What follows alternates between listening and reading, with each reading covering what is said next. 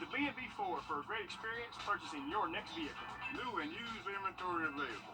Great rates on Ford Mach-E's. Don't pay over sticker price. Come save money with us. $99.50 dock fee with no hidden cost. We rent cars too. Shop online at bb4sales.com.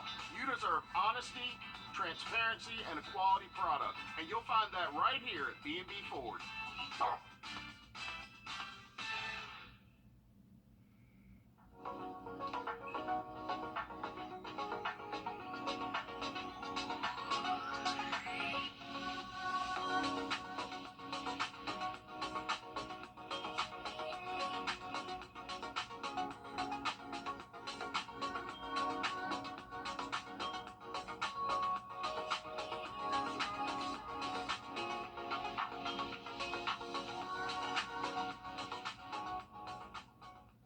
Migraine strikes.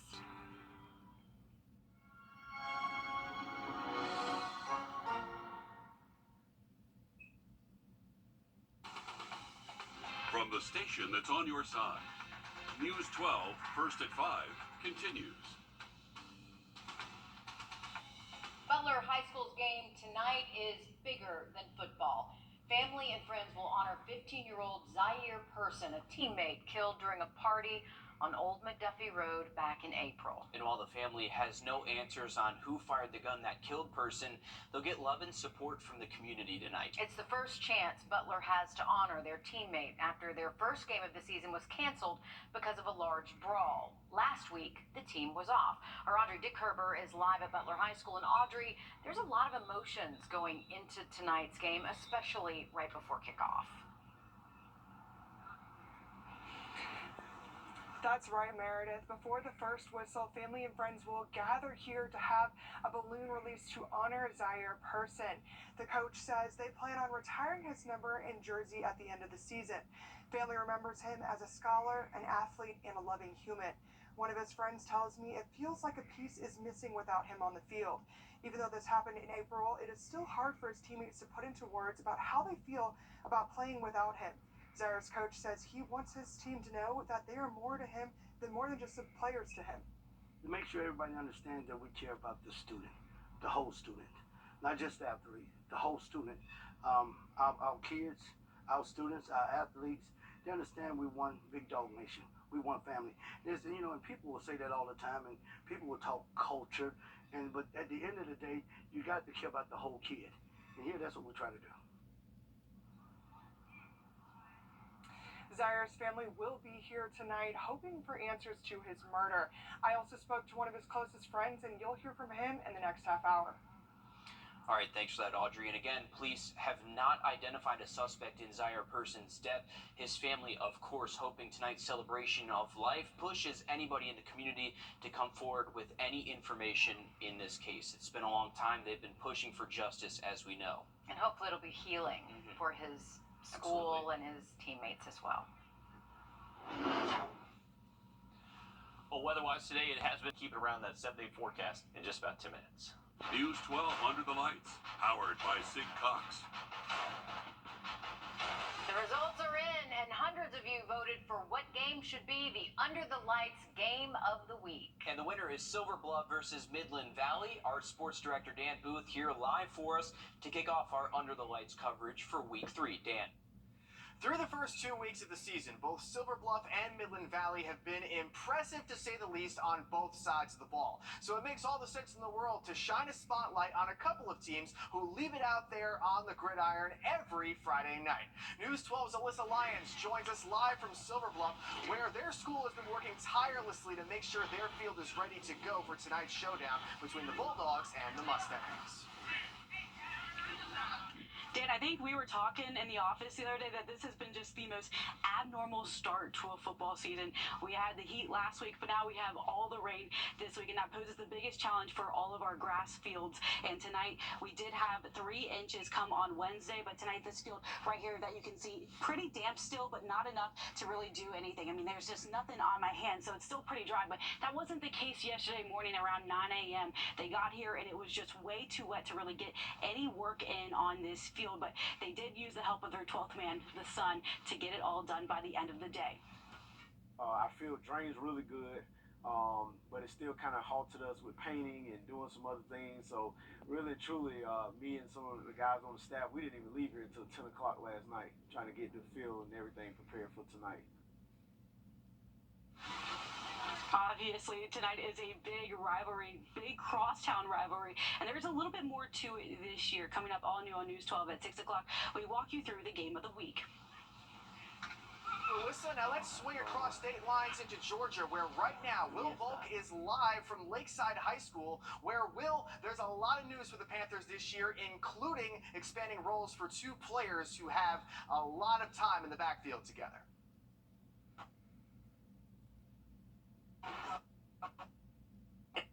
Brothers,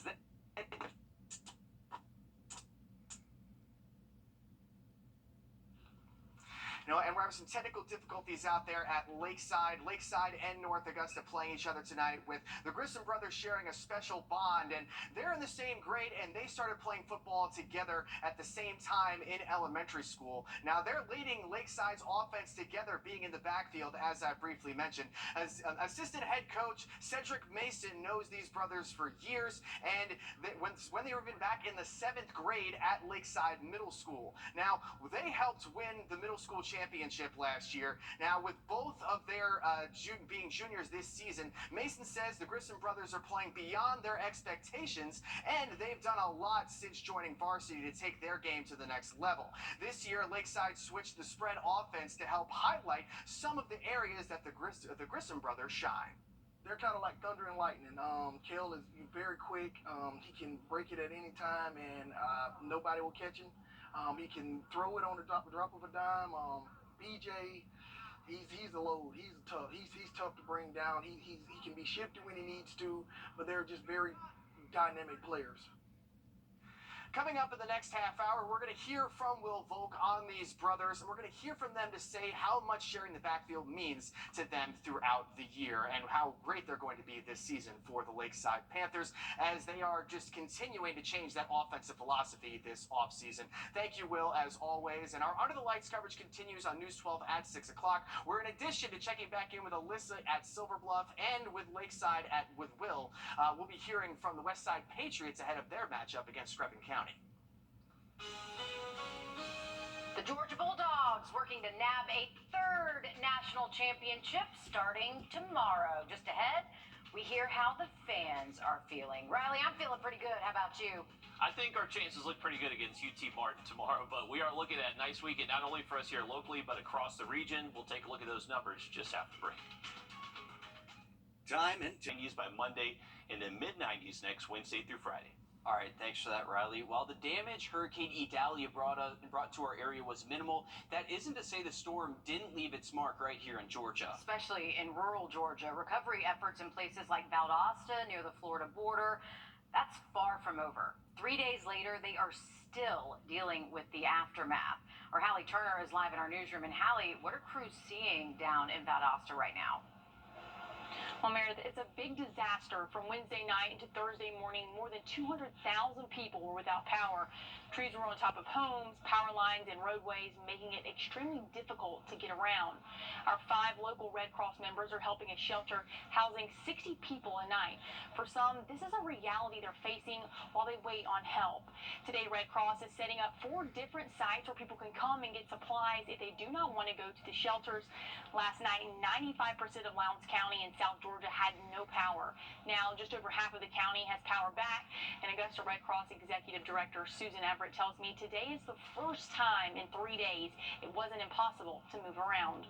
Between North Florida and South Georgia, we have 500-ish on the ground. We actually have 200 more coming in today. It is a workaround, situation for right now, but people are resilient, doing as best we can. I did talk to a lady just last night that said it was last night until trees were cut, so they were landlocked, within their neighborhood. And this is a neighborhood of about 300 houses because trees were on every road. No one could get in and no one could get out.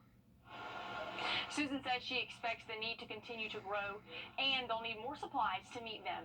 She also says she expects her 2-week stay to be extended. Coming up all new tonight on News 12 at 6 o'clock, you'll see more of the damage through the eyes of our local volunteers and learn what you can do to help.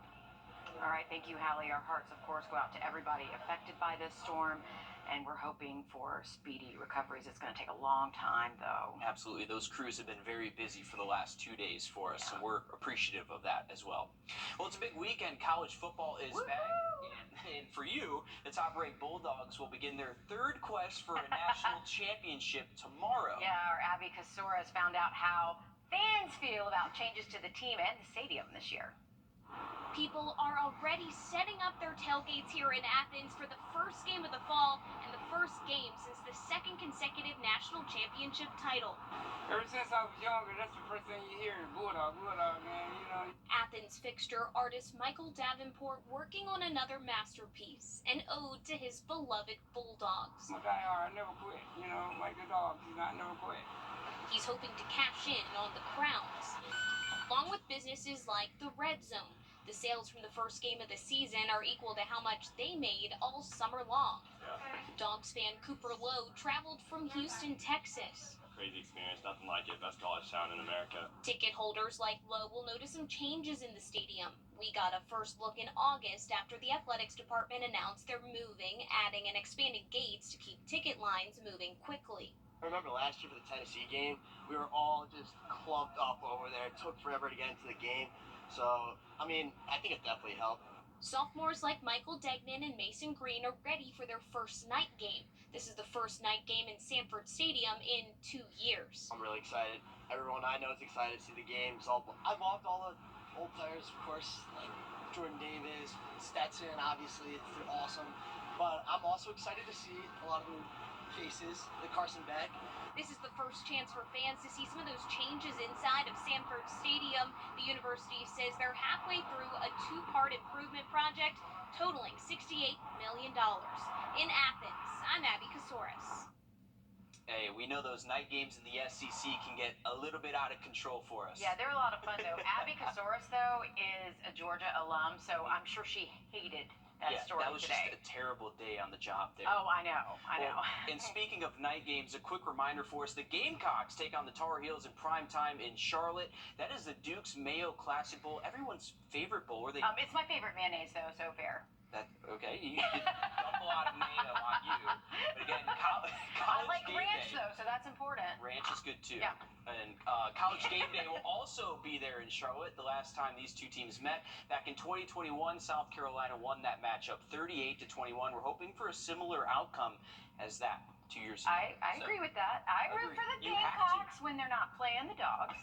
Fair, I do. I'm not going to agree with you, but with I don't root for Georgia. I'm sorry. I can't do it. All right, moving on now. We're going to fight. On you. I'm not suggesting that these little stickers will change your life, but they will make life easier. I'm Jamie Tucker coming up with some of the coolest technology you've ever seen in a tiny package. First Alert Radar, powered by Jim Hudson Lexus, Acura Cadillac. Zaxby's! We'd all like to make life easier, especially when it comes to doing things around the house. Well, now a very inexpensive pack of stickers can help you do that. Our consumer tech reporter, Jamie Tucker, shows us how taping a phone to one of these stickers can do all sorts of things.